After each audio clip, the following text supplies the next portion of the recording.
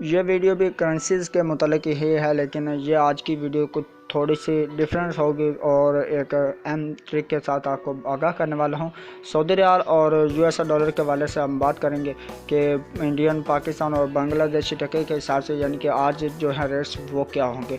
तो इस वीडियो को स्किप किए बगैर आपने देखना है, तो मैं आपको बताता हूँ कि आज की रेट्स जो हैं वो क्या होंगे। उससे पहले एक छोटी सी रिक्वेस्ट करता हूँ कि अगर आप मेरे चैनल पर नए हैं, चैनल को कर लीजिए सब्सक्राइब और साथ में बेल आइकॉन को लाजमी से प्रेस कर ले, ताकि आने वाली हाल लेटेस्ट वीडियो जो भी मैं अपलोड करूँ उसका नोटिफिकेशन आपको मिल सके। और डेली बेस पे जो है मैं रेट्स जो है वो आपको अपडेट देता रहता हूँ। अगर आपको किसी किस्म का करेंसीज का मतलब कोई भी क्वेश्चन है तो वो आप कमेंट सेक्शन में कर सकते हैं।